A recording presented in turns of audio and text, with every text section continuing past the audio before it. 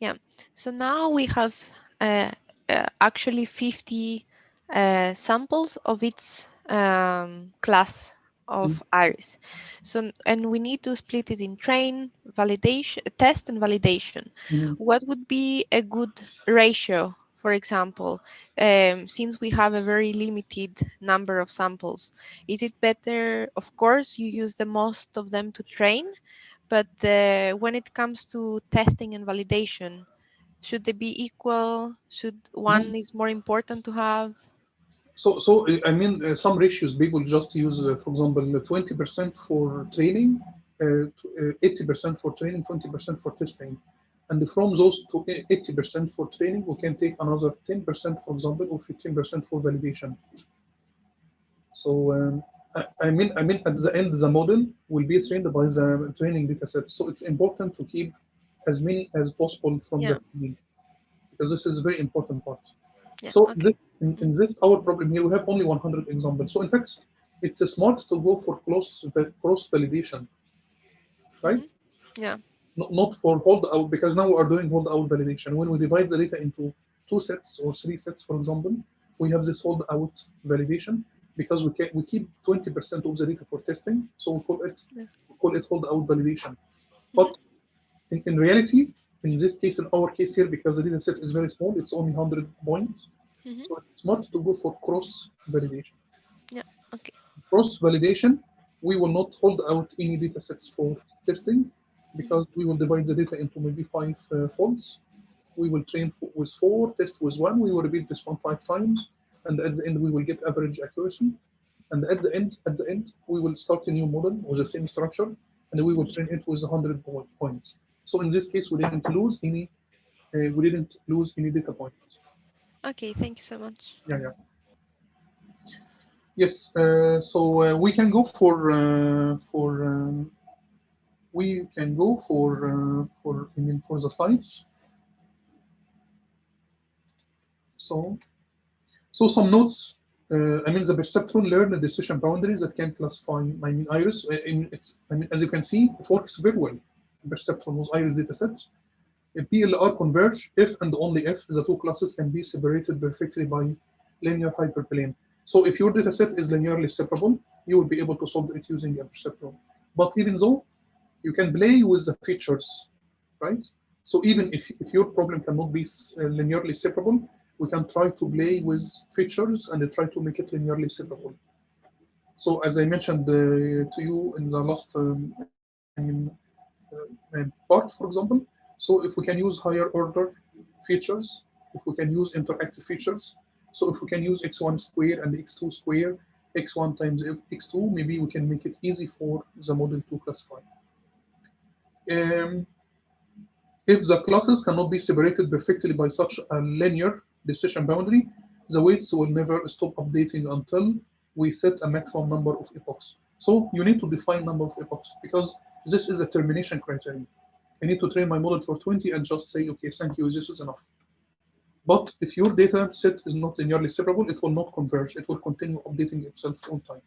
So it's very important to define number of epochs as a termination criteria. In Google Colab, you can run a GPU as well.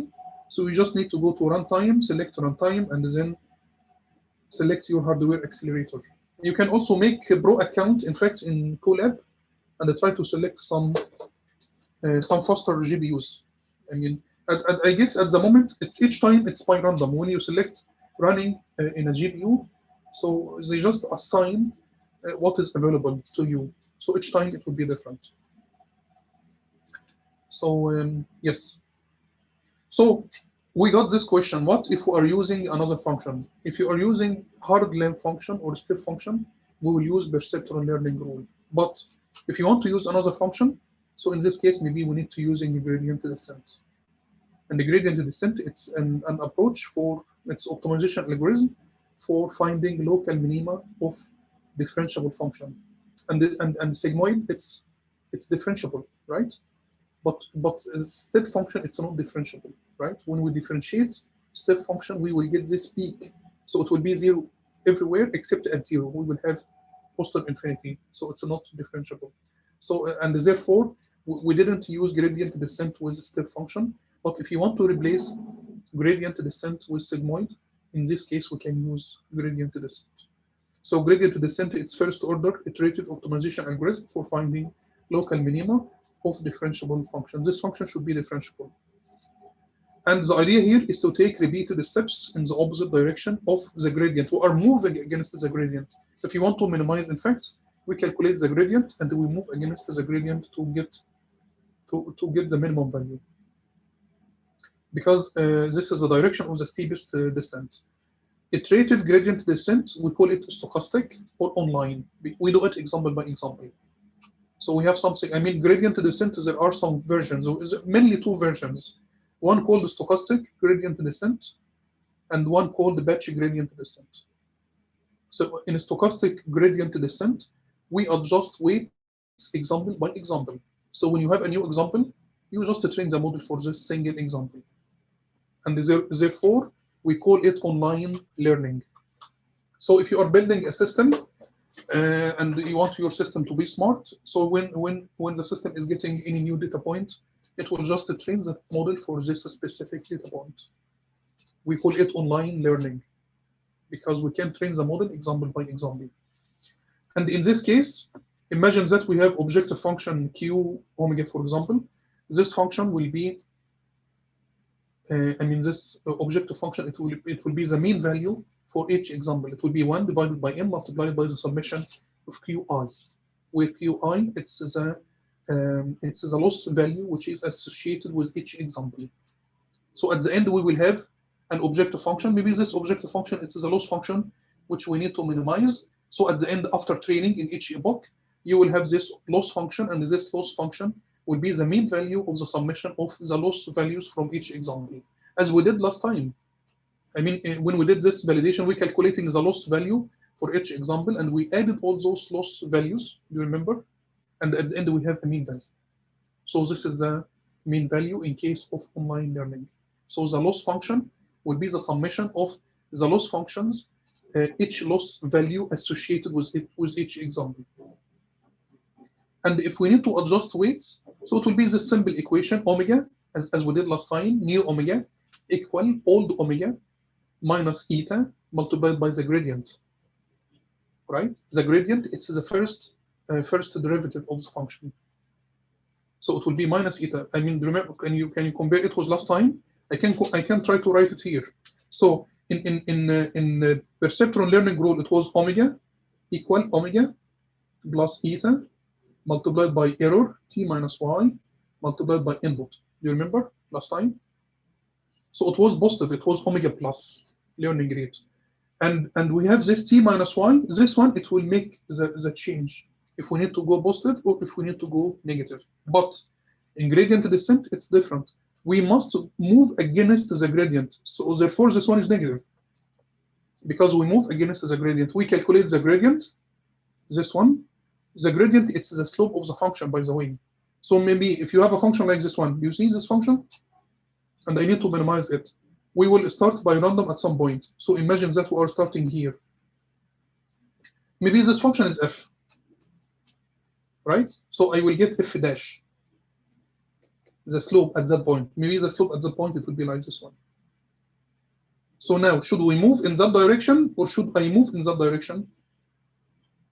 Can you select? Because we need to minimize. If you want to maximize, we will move in the positive side. If we need to minimize, we will move against it. So we are here. So imagine that at this point it's x0, for example. So this is my initial value. I will calculate the gradient at that point, and I will multiply this gradient by learning rate and minus learning rate. So in this case, and I will calculate the step. So the step will be like this one. I will move here. So we will come at that point. So this is first update. I will calculate the gradient at that point. So it will be something like this one. Multiply it by minus eta. So you will go to the next step. So you will go. Now I'm here, and this is x star, minimum value, because we need to minimize. We need to find x which will minimize this function. This is function of x, right? So at that point, should we keep moving? Can we move again at that point? Why not? Why not, Maria? I'm sorry, I have Value will be higher. Yeah, because the gradient here, do you see the gradient here will be 0. The slope of the line at that point will be 0. So if you apply 0 here, so it will be omega equal omega minus theta multiplied by 0. So we will not make any updates. So you can stay here for some time, but you will not move to anywhere. You're stuck here because the gradient here becomes 0. The gradient here equals 0. So I mean, so this is a gradient descent. Gradient descent or ascent. It's a very, very simple approach. You have a function. You need to minimize this function. This is function of x. So it could be, for example, function of maybe my income is function of my years of experience, for example. And I need to know how can we minimize, how can we maximize this function? How many years of experience I need to get maximum salary, for example. So it could be something like this one. So we need to find x star, which will minimize this function. We know that, I mean, it's clear from this figure that the function will be minimum here. So the function will be, but we need to reach that place. How can we reach that place? We start from random value. So we just initialize x star by any random value. Maybe I can start from minus 13.567, just random, generate this number by random. So, and at that point, I will calculate the gradient. Using this gradient, I will multiply it by minus eta. You need to select eta learning rate. So you will calculate delta omega. Delta omega will be my step. And I will adjust each omega by, or each x by delta x.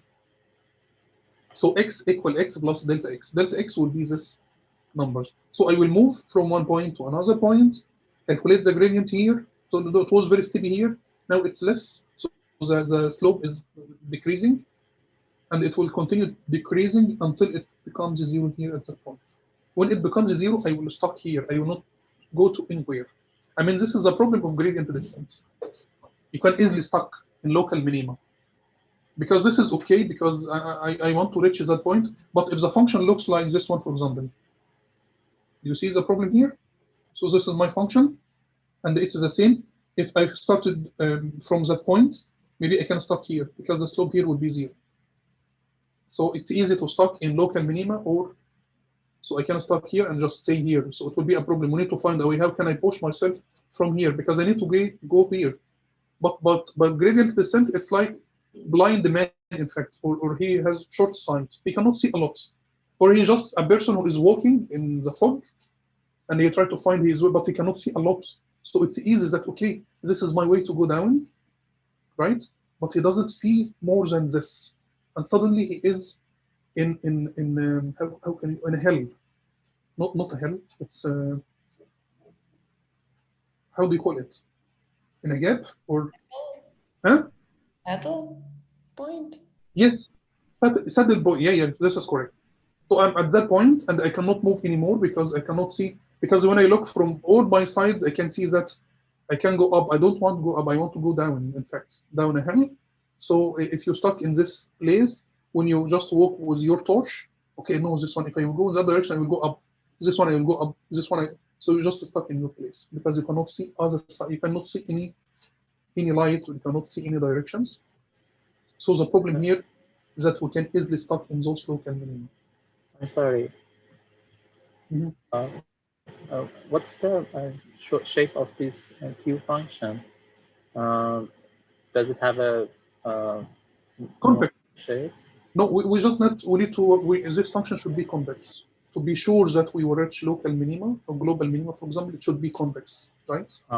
So if you try to minimize error, just square the error to be convex. This one, square function, right? Yeah. This one, it's a square function. This one looks a square function. So just to try to square your error to be sure that it's convex, and I can minimize it. So it depends on the data set, the Q function? No, it's not the data set. It's the objective function which we want to minimize. For example, in neural network, if prediction problem, we need to predict the error, t minus 1. No, square it. It will be t minus 1. I get it. Okay. So because this is a cost function, which we need, in fact, in neural network or in perceptron, we have weights, and we need to find a set of weights which will minimize the error function, right? And we started from random value and adjust it in each iteration until we reach minimum value, until we are happy with the solution. So how can we do this? We can do this if we can do this if we need to square the function to be convex. So here we have two equations, one for SGD and one for BGD. In SGD, it's a stochastic gradient descent. So we will run it example by example. We will adjust weights example by example. So omega equal omega minus eta multiplied by the gradient, right? But in batch gradient, we calculate in fact the mean gradient. We calculate that part, and we update the weights only one time each epoch. So do you see the difference between the two equations? In this equation, we will do it example by example. Each new example, I will adjust the weights. So it will be noisy, in fact. I mean, the learning curve will be noisy because I'm just training my model example by example. When you have something coming, so it's like a moody person. You are in your office, really, and there's just something very small, so it changed your mood because I mean, we came very positive morning, happy, and just open-minded, and something happened in the way, for example, in the parking, so it just changed your mood for the whole day because you're just using online learning. Something happened, so your response is, I mean, so. But if you are maybe stronger, for example, no, you can just make summation for the whole week, for the whole year, and you can just say no, the whole year in total or the whole week is okay. So I will not be moody and change my temper because of small actions, for example. So the first line here, the first equation, we adjust the weights when we have any new examples coming in. We will adjust the weights to it. So it will be sensitive to maybe outliers and the problems like this one. But the second one, we adjust the weights by the average gradient. We have 1 divided by n. You see, 1 divided by n multiplied by the summation of the gradients from each example. So we update weights by the average gradient. So it will be more stable, in fact. How do we determine how many of these we take in one kind of batch? Yes, batch. In fact, batch gradient is a batch. It's the batch size. It's the data size. So in batch, we have batch gradient. We have batch gradient, and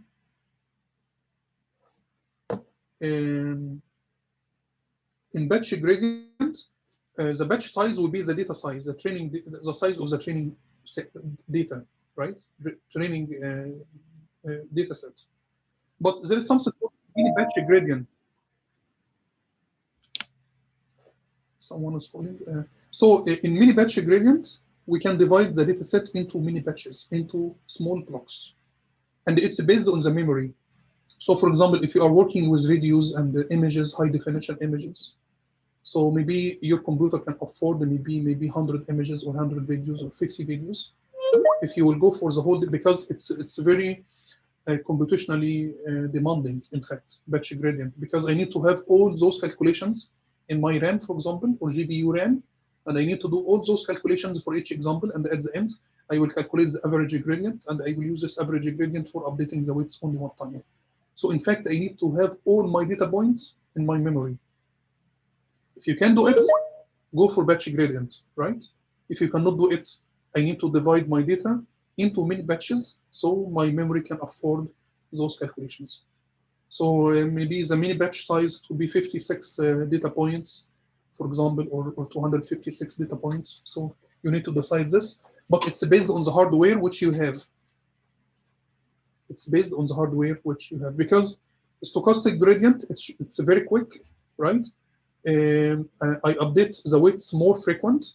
So for example, in each epoch, I update the weights with a number equal to the number of data points. Because each example, in each epoch, I repeat, in each epoch, we need to agree that in each epoch, we update the weights for all data points. So in each epoch, I will update one time for each example. So imagine that you have 100 data points. And the last example for Iris, we have 100 data points. So in each epoch, I will update my weights 100 times, right? But in case of batch gradient, no, I will calculate for those 100 points, I will calculate the gradient for each example. And at the end, I will calculate the mean gradient. And I will use this mean gradient for adjusting the weights only one time each epoch. So in the last example, we selected number of epochs equal 10. If you will go for SGD, in this case, you will adjust your weights 100 times 10. But if you will go for batch gradient, I will update the weights only 10 times. Can I ask one thing? Yeah. This SGD then, how is it Yes, stochastic? Because it sounds like you just do it for each. you need. Where is the randomness in it, or? In each epoch, you need to shuffle your data set.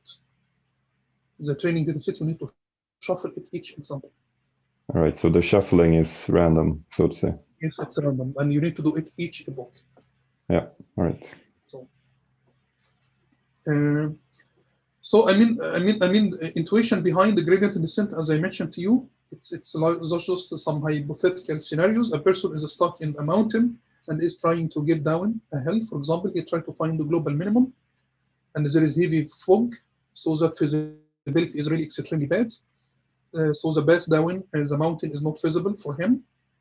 So they must use local information to find the minimum. He tried to look around because he cannot see maybe far than his feet. For example, he just look around and he try to find any slopes so he can follow that direction. So they can use a method of gradient descent, which involves looking at the steepness of the hill at their current position, then proceeding in the direction with the steepest descent. If they were trying to find the top of the mountain, we will just follow the opposite, right? Using this method, they would eventually find their way down the mountain or possibly get stuck in some hole. So we can get stuck easily in some places, right? Because you cannot see the whole situation, you don't have the whole picture, and you just use local information to go down the hill. So it's just to get the gradient of the cost function, you need to we need to get the first derivative of any function. So the function must be differentiable. So it's very, very important to select an activation function which is differentiable. And we need to square the function because we need the function to be convex. And this is an example. You have this convex function, for example. If you start from any point, here I can start maybe from that point. I will calculate the gradient here, right? And I will move against the gradient, right? So I will move. We will calculate the gradient. It's positive. I mean, the gradient here, it's positive. I need to move in that direction because I know that this is the minimum point. So this one, it's positive. When we multiply it by negative eta, it will be negative. And in this case, we will move in that direction until we are here. When you reach this point, the gradient here will be just 0. When it's 0, you will stop here. You will not be able to leave this place. The problem is similar in this problem, for example, in this kind of functions, maybe you can start in this local minimum. So it will be a problem. There are some techniques to try to get out of those local minima, but there is no guarantee. So when you solve your problem, maybe the only way to guarantee that you have the good solution, you need to run your algorithm, train your model several times. Because each time we will start from different random location. So for example, maybe if I will run this algorithm one time, I will start from here. In this case, I will start here for sure. So maybe next time I will start from here. So when you start from here, you will go to that place. So now I can see from when I run my algorithm several times, I can see that at some point I have been stuck in here in that place because I have two different error values. So this is minimum, and this is local minima because it's a very large value compared to this one. So the only way to avoid this, maybe to run your algorithm several times and to get the average error. So because I can run my algorithm and I will start here and I will say, okay, my accuracy now it's maybe 95%, right? Maybe if you run it again and again, maybe at some point you will get better accuracy here, which is maybe 99%. So in this case, you will know that your function is not convex, and you can stuck in some local minima and not able to get the best performance. So just run it several times. For example, I have a student who submitted some papers and he got the same question because he ran his algorithm only one time and he got nice numbers. So the reviewers, they asked him to get average accuracy, not accuracy, but average accuracy. To get average accuracy, I need to run my algorithm several times, right? So maybe running it maybe 30 times or 40 times, and just, I mean, you have the algorithm, you just put it in a for loop and it will run by itself and just write down those numbers. So at the end, you will get some error values each time, and at the end, you can just have the average accuracy from something. It will be more reflective for the actual accuracy of your model. Because maybe by chance you got good accuracy one time, maybe next time if someone else he will try to run your algorithm, he will get bad accuracy. He will not get the same numbers. So in this case, he will not trust your work, in fact. Because if you are writing a publication, and you mentioned that we got accuracy 99.5%, and you put your code in GitHub, and I run your algorithm in my computer, and I got accuracy, for example, 85%. I will just say, no, those people are not, I mean, honest. They are just maybe fabricate results, right? But if in your paper you wrote that it's average accuracy equally, so in this case, we will understand that this is the average accuracy. So it could be plus, it could be negative. If you need to get the same results, you need to run the algorithm maybe 100 times or 50 times to get the same results as published in the paper. So this is very, very important. So as I told you, we have 2 papers written maybe from 1 year, and we got some review reports, and they just ask us to get average accuracies. And the student, he said, no, I cannot, because the code, it's 1 year old, in fact, and he cannot go back to it. So it's very important to get those numbers at the same time to avoid repeating those cases. So you have here a function. Imagine that you have this function. It's function of x. It's 5x squared plus 2x minus 4. And we want to just minimize this function. We need to get x, which will make f of x small. So we need to get delta x. Delta x, which is a gradient, it will be first derivative of this function. So it will be 10x plus 2, right? And you need to start from some point. So imagine that we will start from here. This is my initial. When we initialize a perceptron, it's the same. I will initialize the algorithm and imagine that we are starting from here. So x0, for example, equal minus 10. We will calculate the gradient at that point. So it will be minus 10 times 10. It will be minus 100 plus 2. So the gradient here, it will be minus 98. So it's negative. Now I need to move. How can we move? We will move by delta x. What will be delta x? So delta x will be minus eta multiplied by this gradient. So imagine that delta is 0.1. So this one will be minus 0.1 times 98 negative. So it will be 9 plus 9.8. So in this case, I have here x here minus 9 minus 10. So the new x will be equal x plus delta x. So it will be, what is x? It's minus 10. What is delta x? It's 9.8. So it will be minus 0.2. So now we are here, you see, in one step. So we will just come here. So we will calculate the gradient at that point, and we will repeat this process until we are here. I know that you have a question in your mind. Is there any guarantee that we will reach that place? We will not cross it? Yes, maybe we will cross it, right? So if he will cross it, he will just keep crossing here. We call it how do you call it? Oscillate. We will oscillate across minimum value if eta is very high value, right? So we need to maybe select small eta, but you can just calculate it. When x is minus 4.2, what will be the gradient? It will be 10 minus 4.2, so it will be 0. In fact, it's strange. So it will be 0. So we will stuck here. Maybe we will just stuck here, right? So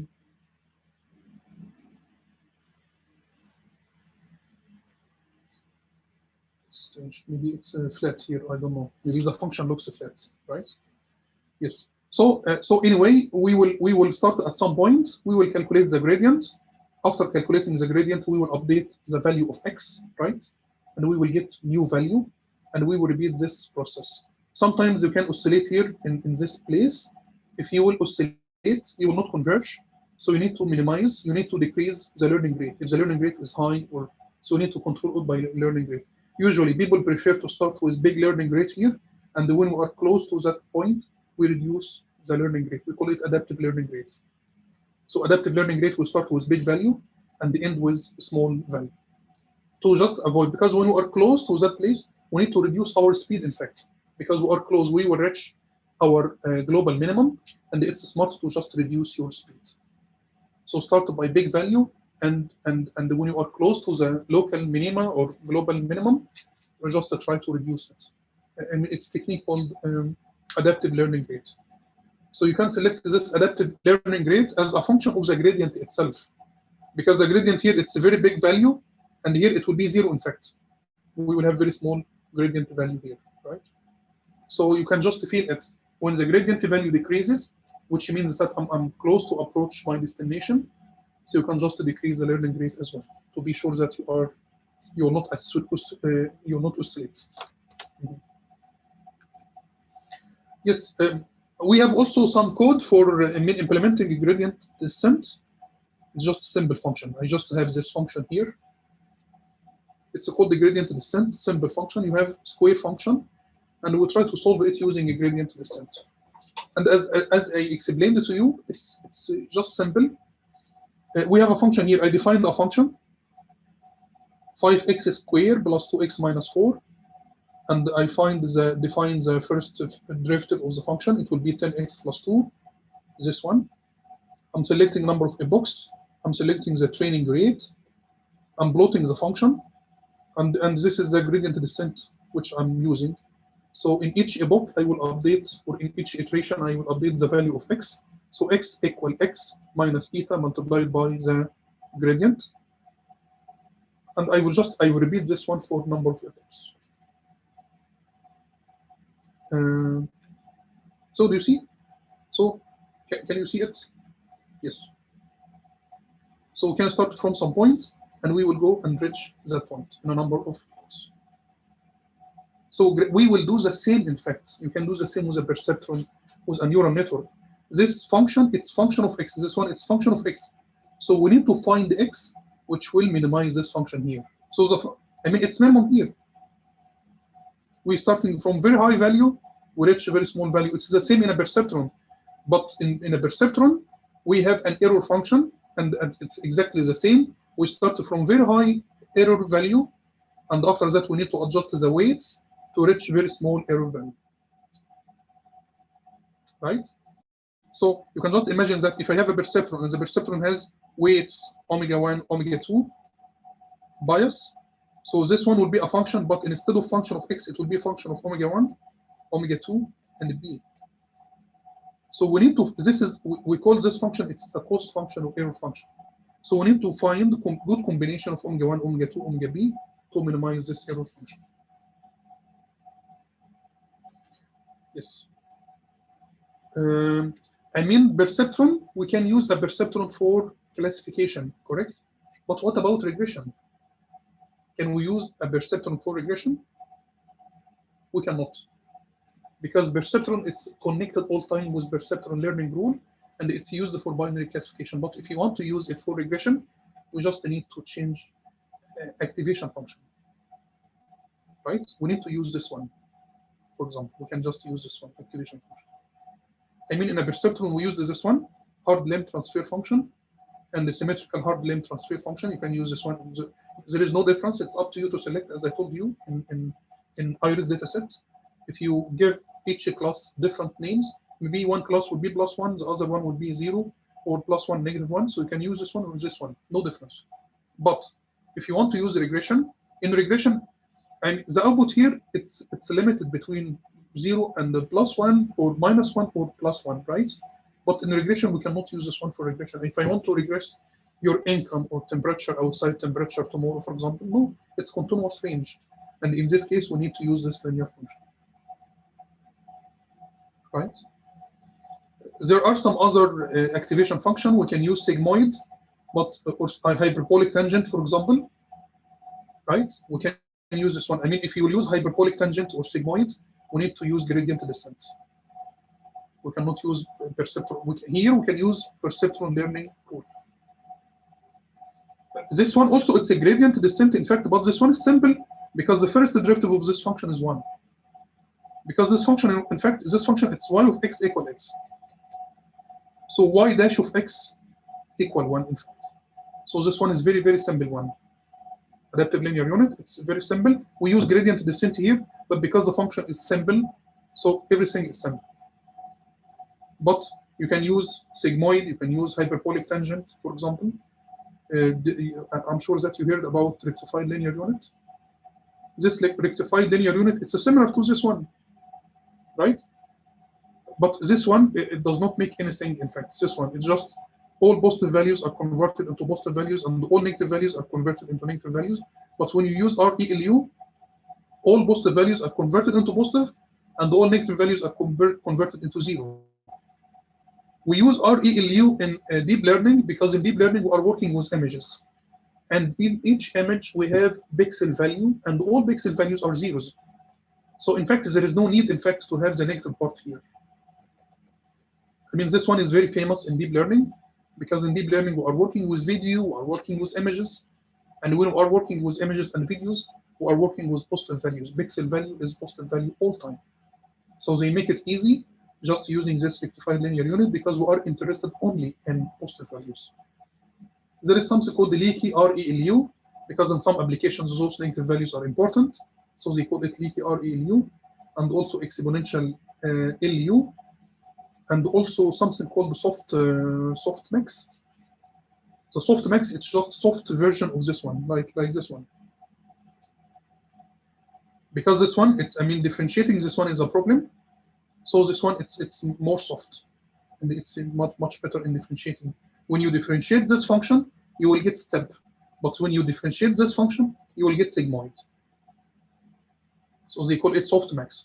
But just to know that the activation function, it's your choice, and it's based on your data set. How your problem is I mean, organized. For example, how you would solve your problem. You can select. I'm working in a regression problem. I cannot use this one or this one. I must use something similar to this one because I need to keep all range. If I have negative values, because if you are predicting, for example, positive values, negative values, I cannot use ReLU because in ReLU it will truncate those negative values. All negative values will be converted into zeros. So I cannot use this one. I need to use this one, right? I'm sorry. Yeah. What about the binary classification in the deep learning? Which one is better? Yes. Again, ReLU is better, or we could use sigmoid function? No, in deep learning, we cannot use BLR. I mean, if you want to use these functions, we need to use BLR, for example. In deep learning, you can use sigmoid for binary classification. So you will get probability that this picture belongs to this class, and you can just at the end you can just say if probability is higher than 0.5, it will be 1. Otherwise, it will be 0. So you can define a threshold value, and you can convert those probability values into 1 and 0, for example, or 1 and minus. So in this case, we need to use sigmoid because in machine learning we use error backpropagation, and in error backpropagation we must select, or we use gradient descent, in fact. And in gradient descent, we must use a function which is differentiable. This function, it's differentiable, so it's easy to use. All those functions can be differentiated, but this function, we cannot differentiate this function, you know, because when you differentiate this function, it will be like this one. It will be 0 everywhere, and here it will be infinite. They call it pulse signal, right? So the sigmoid and softmax function are both similar to each other, right? Sigmoid and what? Softmax. No, this is, look, this one it's ReLU. Right? This one is ReLU. And softmax, it's soft plus. Sorry, it's called soft plus. Yeah. No. It's sigmoid and softmax. It's normalized the probability. We can get probability and something called the normalized probability. So we will talk about it later. Right? Okay. So, but sorry, this one it's called soft plus. this function, it's called softmax. So this one is ReLU, and the soft plus, it's like this. Yes.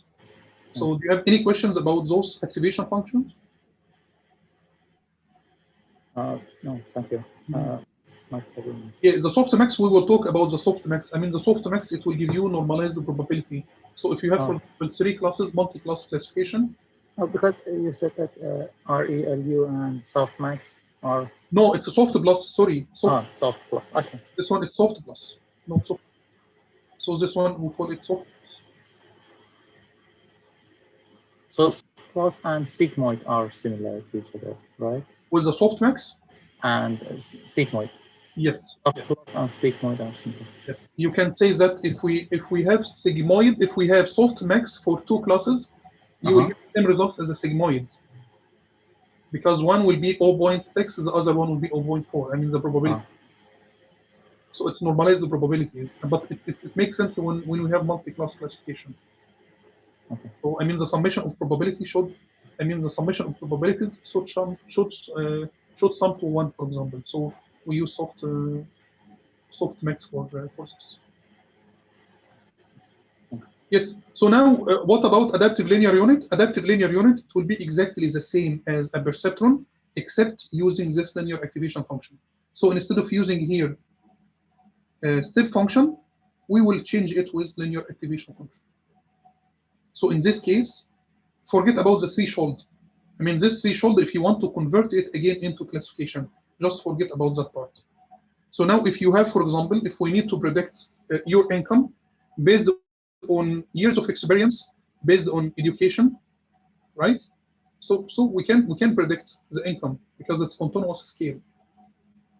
So we can use this function. So I will calculate net here, so we will have net value, and the output will be the net value in fact, directly, because this function is just equal 1, y equal x. So this function will do nothing in fact.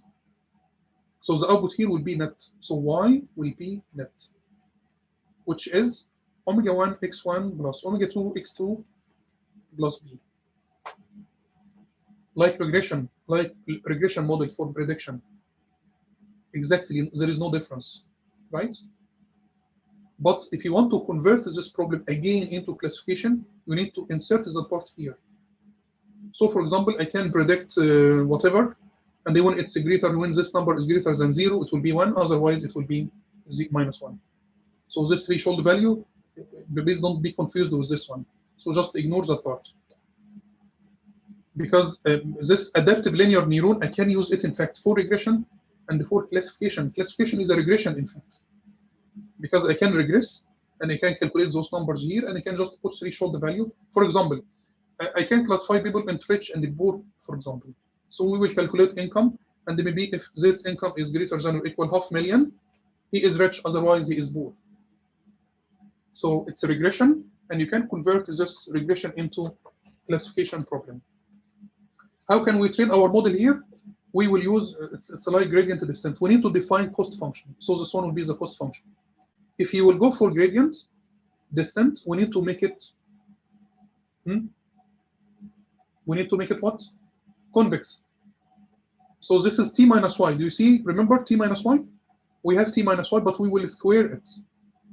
Because when we square it, we will make it convex. So now I know that the shape of the function will be convex. So it should be possible to find a combination of weights to minimize this function. So define the I'm sorry. Without a square, it would be convex because it's like a line, and the line is convex and concave. So when it's not, yeah, just sum. When it's a sum, it would be convex. But the gradient, what will be the gradient value will be fixed in this way. Yeah. Right. Yeah. I think it's because so between the square and the absolute value, maybe. No. We need to square it to be just convex, so we can get those gradient values, right? So yeah, because if this one is t minus y, so delta j, it will be minus 1. right? Yeah. So it will be, because the slope will be fixed, it will be So the inner part in the the t minus y is convex too. So, yes. but the gradient would be constant. Will be constant. Yes. So t is a target, y it's the output, and we will use the same equation which we used all time: omega equal omega plus delta omega. What will be delta omega? It will be minus eta minus learning rate multiplied by the gradient. So this gradient, it will be partial j by partial omega. We need to calculate this one, right?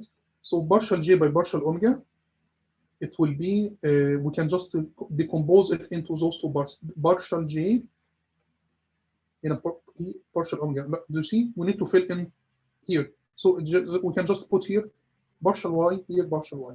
So it will be the same. We call it chain rule. We call this one chain rule, right? So we will calculate what is partial j by partial y using this equation. Partial j, it will be 2 times, it will be minus t minus y. So this one, it will be minus t minus y. Correct? You see this function? What is partial j by partial y? It will be 2 times half, which will be 1, multiplied by t minus y, multiplied by minus 1. So it will be minus t minus y. And after that, what is partial y, partial w? So what is y here? Y is this one. Correct? So what is partial y by partial w1? It will be x1. If you updating w1, so it will, this one will be multiplied by x1. If you try to update for w2, this one will be multiplied by x2. If you want to update it for b, it will be multiplied by just 1. Right? So this model, imagine that I have omega 1, omega 2. It's a simple model. I have omega 1, omega 2, and I want to adjust omega 1 and omega 2, right? So we should calculate delta omega 1. We should calculate delta omega 2. We should calculate delta b. What is delta omega 1? It will be minus eta multiplied by error. Well, the error will be minus t minus y. So it will be multiplied by minus t minus y. This one will be fixed all time. Minus eta multiplied by minus t minus y. This one will be the same, minus eta multiplied by minus t minus y. Okay, so this is partial j by partial y, this part. Correct? Do you agree with me? Marja, do you, Maria? No, I'm just trying to differentiate in my head. Yes, I mean, so because I mean it's delta omega equal minus eta multiplied by partial j by partial omega. So what is partial j by partial omega? We don't have any connection between j and omega, but we can get this connection through y. So we will use a chain rule. So we will calculate partial j by partial y, and after that partial y by partial j, because y is a function of omega. But we will have y squared there. Yes. Right? So that would be 2y. No, do you know differentiation? Simplify it with the. No, don't simplify. Okay. Because we have only one y, right? T minus y squared. It's t minus y squared, right? If you want, this is j omega, this one. So partial j, partial y, it's 2 times, we have here 1, for example, so it will be 2 times t minus y, subtract 1 from 2, so it will be 2 to the power of 1, multiplied by the first derivative of what is inside. The first derivative of t to y, it's 0. The first derivative of minus y, with respect to y, it will be minus, so it will be like this. I'm sorry, is this the same with the simple perceptron that we had before? This one, yes, it's a perceptron, yes, but so it is the gradient descent that. Yes, here we are using gradient descent. In the perceptron, we use the problem and perceptron learning rule. Here we are using gradient descent. So in the gradient descent, we need to calculate this one. We need to calculate the gradient. So how? Why don't we use this simple perceptron for linear regression? Yes, because the perceptron, it's designed for step function, step activation function, not for linear functions, not for any other. functions. It's just designed it for step function. Perceptron learning rule is designed for this one, this kind, and this kind only. This one and this one. So we cannot use perceptron learning rule with this one or with any other activation function except step. Yeah, I get, but they are the same with the gradient descent. No, here delta omega equal. Do you remember? It was eta multiplied by error t minus y multiplied by input. So it's almost the same, right? But we are not moving against the gradient. We are just calculating t minus y, and we keep it t minus y. We don't square it because if you square it, you will damage the sign. So we just subtract minus y. Can you go to the next slide for the gradient descent? So here it's eta delta eta multiplied by t minus y multiplied by input. It looks like the same. It looks like the same, but I mean the mechanism is different. They are the same, I think. I know. I don't know. But I mean, if you have two layers, for example, it will look very different. If you select the Gaussian function here, this one will be totally different. This one looks the same because we used here linear activation function. But if you will use the sigmoid, it will be totally different from this one. We will multiply this one by another W, right? Because so we need to get the chain rule will be like three parts. It will be partial J by partial omega, partial Y by partial net. We will have this net value because we will have something here, net value. So if this one is not linear function, it will be more complex because the first derivative of such function is 1 in fact. So we don't mention this one. But if you use Gaussian function, it will be we will have this y equal net, right? So the output. So we need to get partial y by partial net times partial net by partial omega times partial omega by partial y by partial net multiplied by partial net by partial y, sorry, multiplied by partial y by partial net by partial omega. So it will be like the chain rule will be complete. We will have 3 items, 3 components in the chain rule. If you have another function, but because partial y by partial net equal 1, so we don't have the part here. So we have only 2 parts: partial y, partial j by partial y times partial y by partial omega. If you are using another function, it will be partial j by partial y times partial y by partial net times. I'm sorry. Can you use another color? Yes. Yes.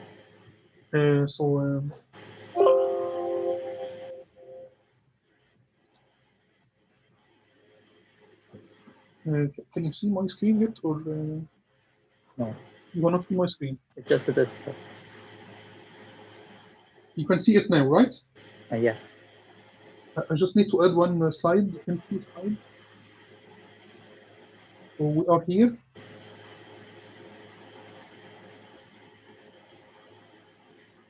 Sorry, Ibrahim, I don't want to interrupt, but are you planning on wrap this up, or because I have some other things to attend as well? No, we will. I guess we will finish here today, and we will continue next week. I mean, the plan was to finish that part, but I will just close it. Yeah. Hello. Yeah. So just 1 second, please. I will just make this slide for you, and after that we will close here. So I will plot this model here. So imagine that we have this model. We have here 2 inputs, x1, x2, omega 1, omega 2. We have here bias. We have here this linear function. So this is model 1. We have another model which we x1, x2. We have here bias. We have here this sigmoid function, right? So now we need to train those 2 models.